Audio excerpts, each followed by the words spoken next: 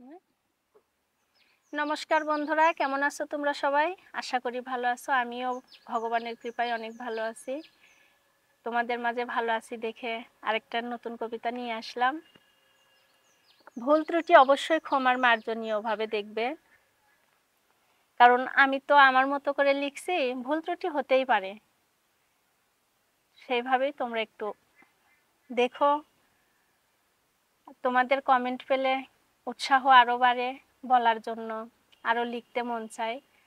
তো তোমাদের যার যেটা নিয়ে কবিতা শুনতে ইচ্ছুক বা মনে হয় যে দিদি আমাকে এই কবিতাটা একটু মানে এই একটা শব্দ দিলাম, তুমি এই শব্দটা দিয়ে আমাকে একটা কবিতা শোনাও, কমেন্টে লিখে দিও। আমি চেষ্টা করব সেই একটা শব্দের উপর ডিপেন্ড করে তোমাকে একটা কবিতা শোনাতে।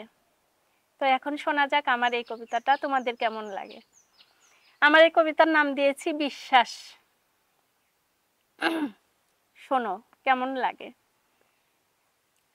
বিশ্বাস একটি অমূল্য সম্পদ, নেই যা সবার মনে।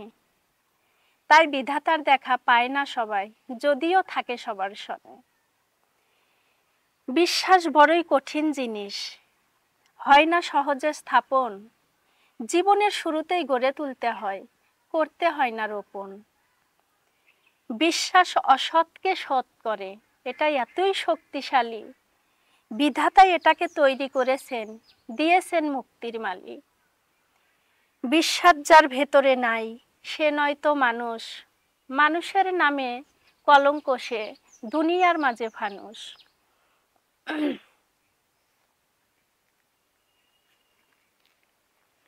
বিশ্বাস মানুষকে বিশ্বাসী করে তোলে, যদি থাকে তার মন। আর মন না থাকলে মানুষ হয় না, হাজারও থাকলে ধন।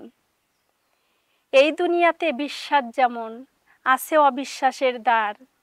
তাই সবাইকে বিশ্বাস করার আগে হবে সব হুঁশিয়ার।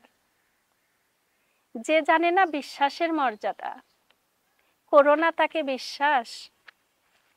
মিথ্যা সান্ত্বনা দেবে যত তোমায়, আর দেবে নানা আশ্বাস। বিশ্বাসের ঘর ভাঙে অবিশ্বাসী, মানুষ নয় সে সবে। তাই বিশ্বাস করার আগে ভেবোই একটু নীরবে। কলির যুগে কমই দেখা যায় বিশ্বাসী যত লোক। বিশ্বাসের ঘর ভেঙে গেলে তখন পোহাতে হয় শোক। বিশ্বাসের ঘর ভাঙে অবিশ্বাসী, বিশ্বাসের ঘর ভেঙে গেলে তখন পোহাতে হয় শোক। তাই যাকে তাকে করো না বিশ্বাস, অবিশ্বাসও করো না সবাইকে। অবিশ্বাসীর মাঝেও বিশ্বাসী আছে, খুঁজে নিও এমন জনকে।